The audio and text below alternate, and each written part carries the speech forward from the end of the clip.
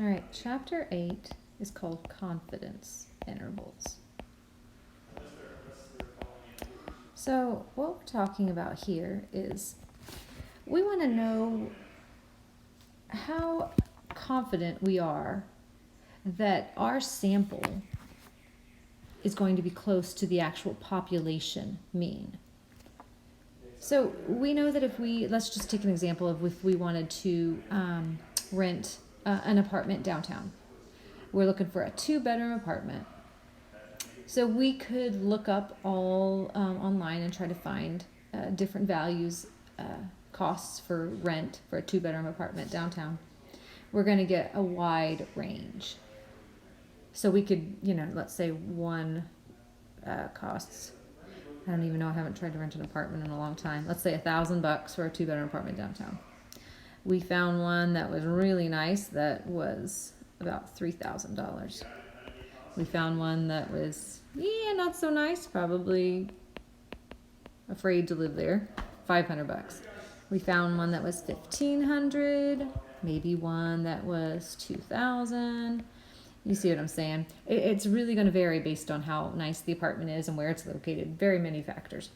So if we took all of these together and we averaged them, we would get, we could say roughly the cost of renting an apartment downtown. Let's see, what is this? This is $5,000, $7,000, $8,000 is the total. And we have 1, 2, 3, 4, 8,000. That's supposed to be a dollar sign. Divided by 5, that gives us roughly 1,600. We would say is the average based on our sample. So obviously this is not the actual average for renting an apartment downtown. For the whole population, we would have to find the cost of every single 2-bedroom apartment in downtown Savannah and find the average. So we want to know how close we are to the actual average of renting an apartment downtown. And that's where we're going to use what's called a confidence interval.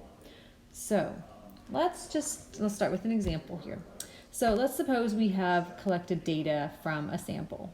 We know the sample mean, like in our example, this was our sample mean, but we don't know the mean for the actual entire population. So in our example, we're going to say our sample mean, X bar, is going to be 7. And we're going to say the margin of error, which we're going to call error bound mean. So let's switch colors here. This is the error bound mean, or the margin of error. You're going to see it as EBM, I think, most of the time. Margin of error. All right, so the EBM in this case is 2.5. So what we're going to say is our confidence interval, I'm going to put CI, will be, the lower bound will be the mean minus the error bound mean, and the upper bound will be 7 plus the error bound mean. So that's going to give us 4.5 and 9.5. That is going to be our confidence interval. So if the confidence level, so that was confidence interval, notice I put I there. So we also have the confidence level. Confidence level, let's just say our confidence level is 95%. Then what we are saying here is this right here. We estimate with 95% confidence that the true value of the population,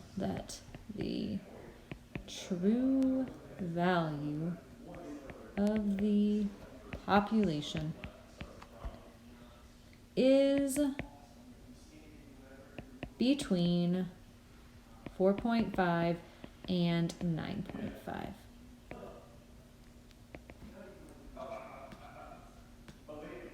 All right, so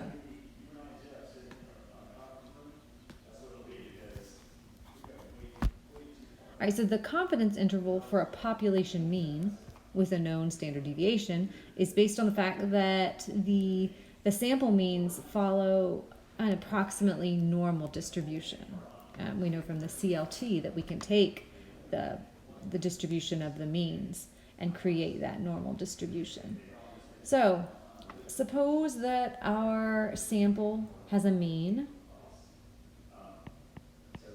of 10. And we've constructed 90% confidence interval, 5 to 15. The EBM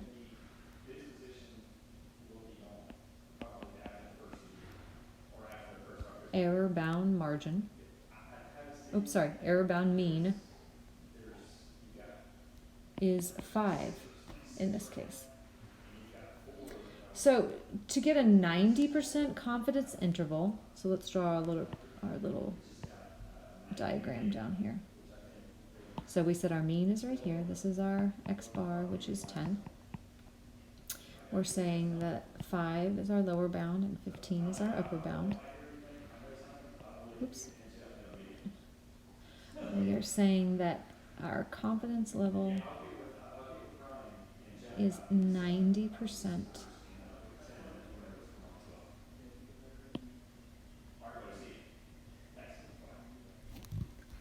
So we are saying that 90% of the data will fall within the lower bound and the upper bound. So doing some quick math, we know that the entire the area under the entire curve must be 100% area under the curve is 100%. So we know that 90% falls between our lower bound and our upper bound. So the 100 minus the 90 will give us 10%. So this guy and this guy will be 10% of our data. And because it's symmetrical, we can divide it by 2 and get a 5. And we'll say that this right here will be 5% of the data will fall above this upper bound, and that 5% of the data will fall below that lower bound. Okay.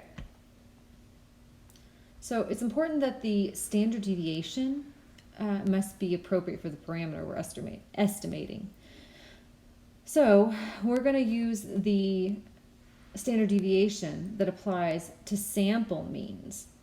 So remember, we talked about the standard deviation. That would be the standard deviation divided by the square root of n. So we call this is often called the standard error of the mean. Standard error. Oops, that's not error. Standard error of the mean. As opposed to just the population standard deviation, which would be sigma. That's the population standard deviation. That's the same that we did in the last chapter with the central limit theorem. Population standard deviation. All right, so just as a reminder, the central limit theorem stated that if the means are normally distributed, we're going to say its distribution is normal, and we have the mean, and we have our standard error of the mean being used as our standard deviation.